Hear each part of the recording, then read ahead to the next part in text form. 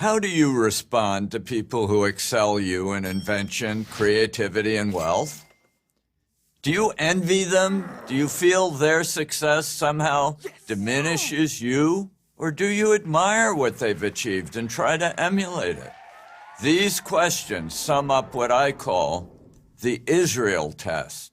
In the 1880s, European Jews settled in Mandate Palestine and wrought an agricultural miracle in that desolate territory, then sparsely populated by a few score thousand Jews and a couple 100,000 Arabs. The Jewish settlers drained malarial swamps, leached salt from the soils, terraced the barren hills, and planted millions of trees. They massively expanded the capacity of the land and enabled it to support a substantial Arab population.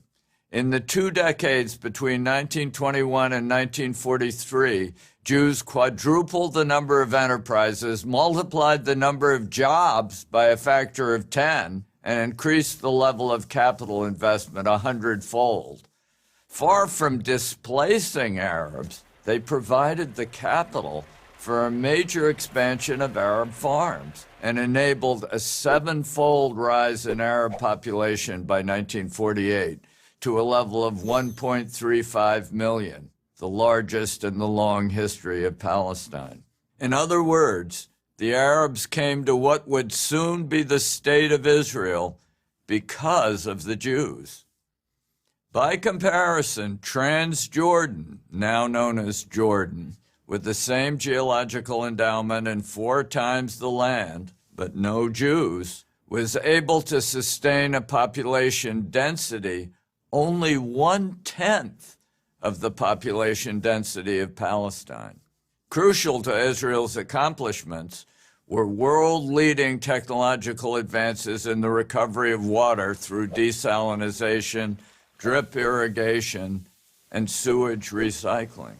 Over the past 50 years, Israel has increased its population 10-fold, its agricultural production 16-fold, and its industrial production 50-fold, while actually reducing net water consumption by 10% since 1948.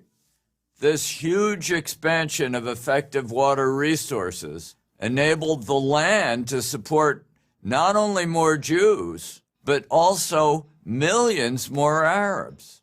Today, the state of Israel, with its astonishing achievements in computer science and other high-tech fields, distills both the genius of the Jews and the misdirected anger of the failed states that surround her.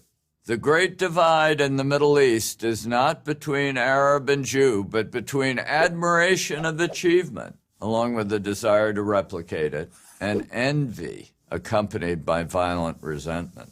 People who admire success, who pass the Israel test, tend to be wealthy and peaceful.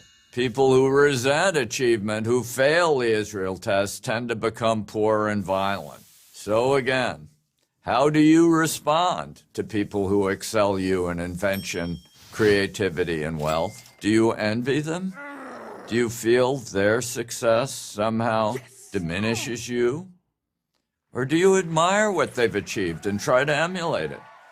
The Israel test is the central divide in the world today. How you answer it as an individual, and ultimately how we answer it as a nation, is a test of our own will to triumph over enemies who hate us as they hate Israel for what is best within us. I'm George Gilder, a non-Jew who has passed the Israel test for Prager University. Join Prager University, subscribe to our YouTube channel, and sign up for free at prageru.com.